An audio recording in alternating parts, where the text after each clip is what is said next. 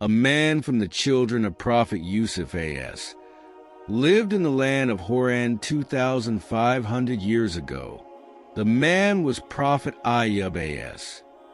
Ayub was a pious person. He married a young lady called Rama. Rama also was among the children of Yusuf a.s.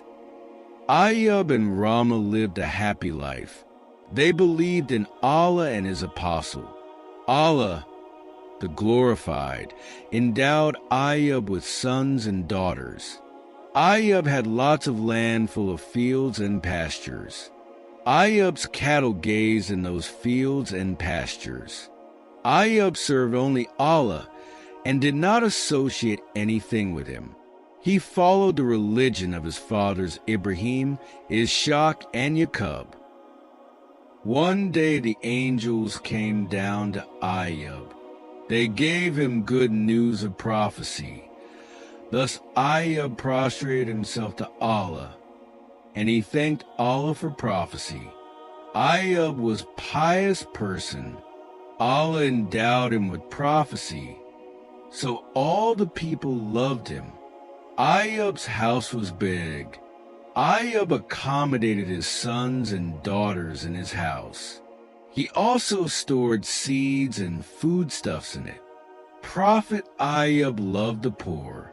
He gave them food and clothes. He always invited an orphan or a poor person to eat with him. Satan saw this. The fire of jealousy flared up in his heart. He said to Allah, Ayub is so thankful to you because you have bestowed bounties in huge proportions. But if you take the bounties away, he would not remain thankful. If you allow me to control his fortunes, you will realize how thankless he can become. The Almighty granted Satan the privilege to control the wealth and children of Ayub. He was elated and at once rushed towards the earth and began to destroy the wealth and children of Ayub.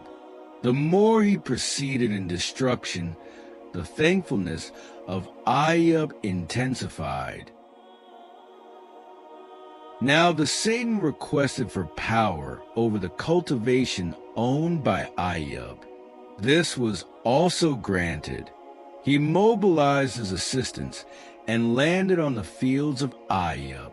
They spewed out a venomous breath, and all the crops withered. Ayub was all the more thankful. Hence Satan demanded control over the goats and sheep owned by Ayub. When it was granted, he killed them all. Ayub became more sincere and thanked Allah frequently. Adon told Allah, Ayub was yet thankful because he knows you would return the bounty soon, and he prayed desperately to the Almighty and requested him to grant complete power over the body of Ayub. Allah told him, you are given power over Ayub's body except his aql, power of reasoning, heart, eyes, tongue, and ears. He came to Ayub and blew a venomous breath into his nostrils. As a result, Ayub was inflicted with a severe malady that covered his whole body with sores and leprous wounds. He continued in this condition for a long time and continued to praise and thank Allah without any reservations. Ultimately, worms developed in his infected wounds. The patience of Ayub reached such heights that whenever a worm fell from his body, he picked it up and put it back, saying, "Stay where the Almighty has originated you." Such a dreadful odor emanated from his body that the people banished him to a dirty corner of the town. His wife Rumeth, the daughter of Yusuf, went out to beg and got him whatever she could obtain. Satan never stopped whispering evil to people. He wanted to overcome Ayub. He went to the people of the village and said to them, Allah is indignant with Ayub, so he has poured misfortunes on him. Ayub has committed mortal sins, so Allah's cursed him. Ayub has endangered you. Allah's curse may include you. You'd better leave your village. The people of Haran listened to Satan's whispering, so they came to Ayub. We think that Allah has cursed you. We're afraid that Allah's curse will include all the people of the village. Thus leave our village and go far away from us. We don't want you to stay among us. Prophet Ayub was sad, for some people accused him of committing sins. Nevertheless, he was innocent of them. Thus Ayub said with sadness, I swear by the might of my Lord, Allah knows that I had invited the orphans, the weak, and the poor to eat with me.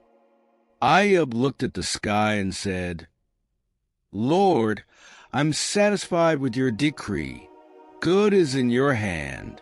You have the power over all things. My healing is in your hand. My sickness is in your hand. Only you can heal me. Satan tries to whisper evil to me.